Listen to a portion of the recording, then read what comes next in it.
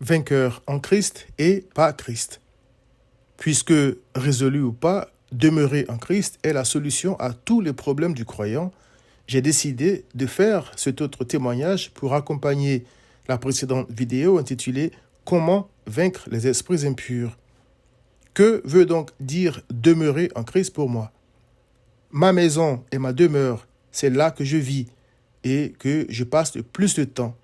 C'est là que je me repose après le travail. Ne dit-on pas qu'on n'est jamais mieux que chez soi? Quand Christ dit donc « Demeurez en moi et je demeurerai en vous », Jean 15, verset 4, je crois qu'il me demande de passer plus de temps en sa compagnie à travers sa parole, non pas en la lisant simplement, mais en la méditant et en y obéissant. Jean 15, verset 10, afin d'y trouver mieux que la paix et le repos que je trouve dans ma maison. Ceux que Christ aime et garde comme la prunelle des yeux, ce sont ceux qui, par sa grâce, voir Philippiens 2, 13, ne se contentent pas de lire ou d'écouter sa parole, mais qui y obéissent. Luc 8, 21. Étudier la parole de Dieu en fait pour mon âme les verts pâturages et les eaux paisibles dont le roi David parle dans le psaume 23 en disant « Il, c'est-à-dire l'Éternel, son berger, me fait reposer dans de verts pâturages. Il me dirige près des eaux paisibles.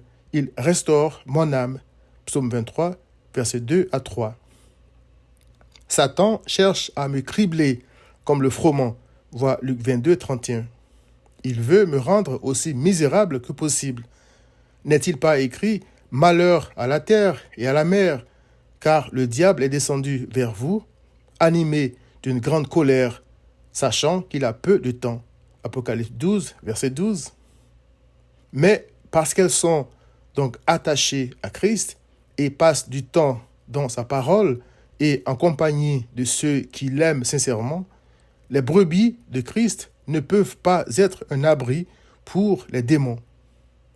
Le roi David dit que c'est une bénédiction pour un homme de trouver son plaisir, non pas en compagnie de ceux qui sont sous l'influence de Satan, voir Éphésiens 2, versets 1 à 2, et qui ne pensent qu'au plaisir du monde et à faire ce qui est mal, mais dans la loi, c'est-à-dire la parole de l'Éternel et de la méditer jour et nuit.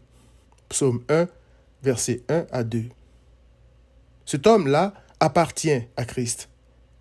Il est tous les jours avec lui jusqu'à la fin du monde. Vois Matthieu 28, verset 20.